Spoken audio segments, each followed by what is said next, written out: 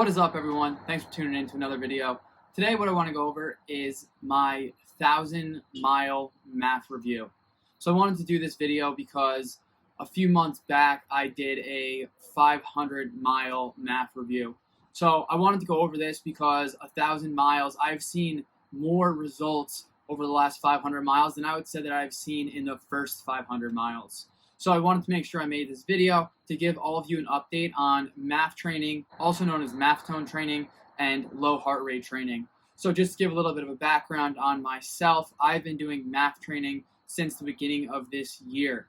So I now have hit the 1,000-mile threshold. As of today, I actually broke 1,000 miles on the year, so 1,001 miles, all done for the most part at MAF training.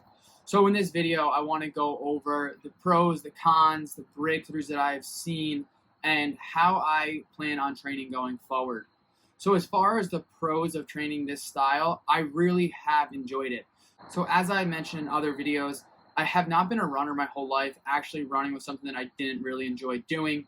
However, at the end of 2019, I decided that I wanted to pick up running. For some reason, I felt like that's something that I just wanted to start doing. So I ordered a watch to track how far I ran and started running at the end of last year. During the end of last year, I didn't focus on any type of training. I really only went out and just ran.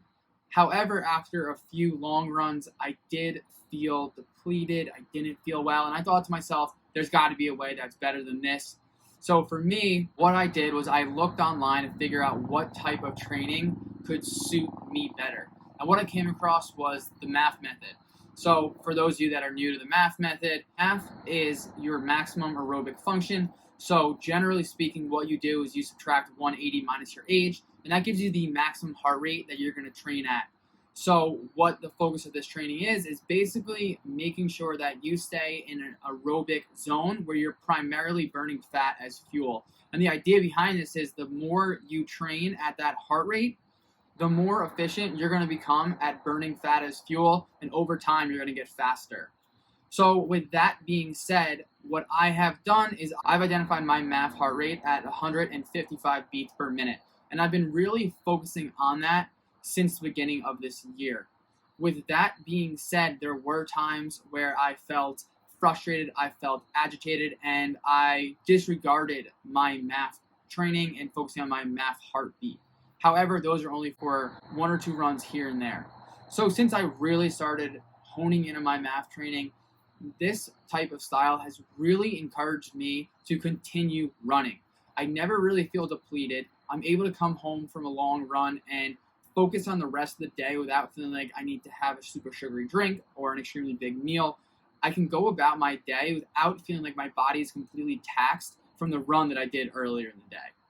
Another thing that's positive to me is that I really feel that this has helped me, fortunately, stay injury-free. I'm not going out and running extremely hard and hammering. For the most part, you're running at a very comfortable pace, a conversational pace. And for me, that has allowed me to get a lot better at running and to stay consistent with running. So for me, being able to stay injury-free has helped me become a better runner and helped me stay consistent with my running and reaching my running goals. Another pro that I've seen with this running strategy is the fact that it has left my body a lot less stressed. So with that being said, I really don't feel like my body is ever feeling super taxed. I recover a lot faster, and I'm able to focus on my training and not have to worry about my body as much. This method has really helped me look at my body as a whole. It's helped me tune in to what's going on in my body and what I really feel, and that has made me a better runner and made me better at knowing where my heartbeat is at and knowing how I feel during a run. The negative side of this training is that you're going to have to be okay with slowing down. So one of the things that's vital to this training is staying close to your MAF heartbeat.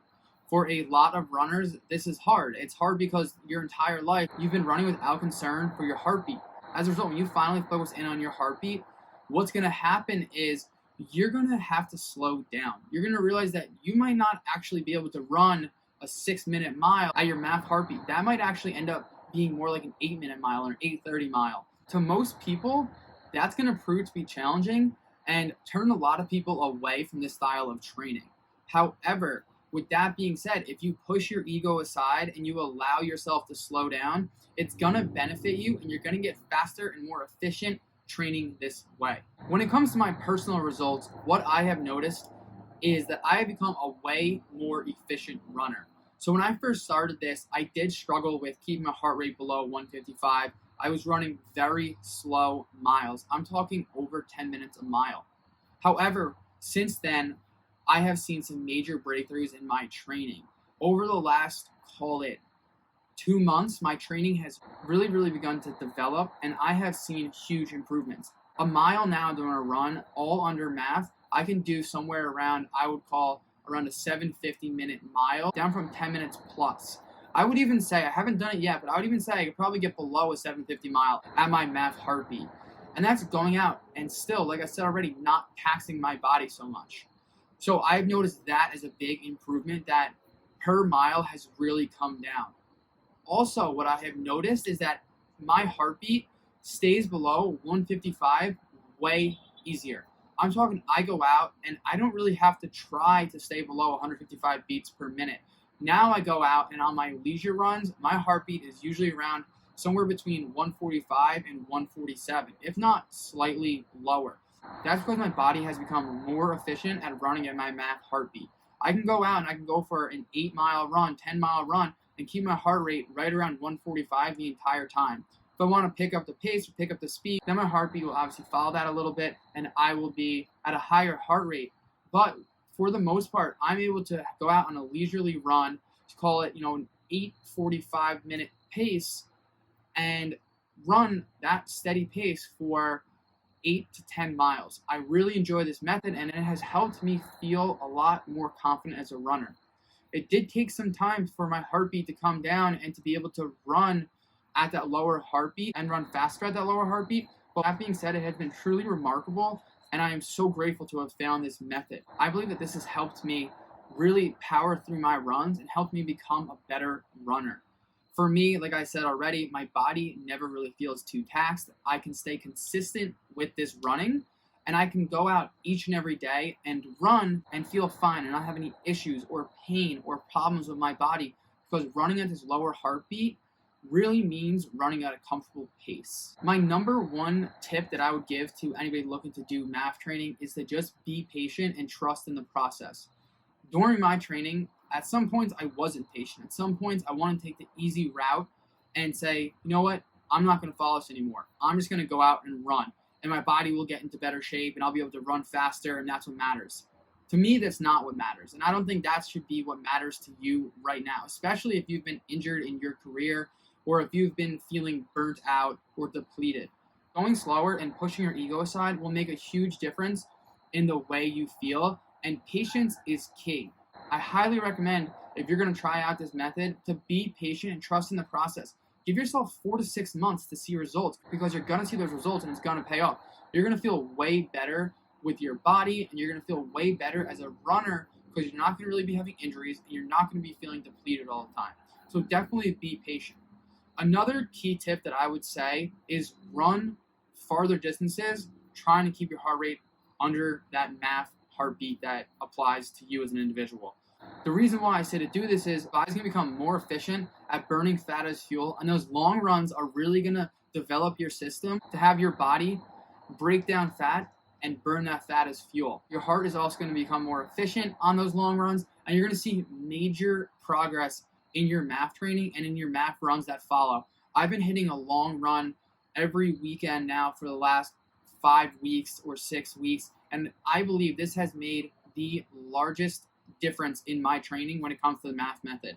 I go out on the weekends, on Sundays, and I run usually anywhere from 13 to 16 miles every Sunday. And this has made a huge difference in my training. My body has definitely become more efficient. My heart rate has become lower on these longer runs, and my body is just able to burn fat as fuel better, and I feel it when I'm running. I actually go out on these runs and I don't bring any fuel with me.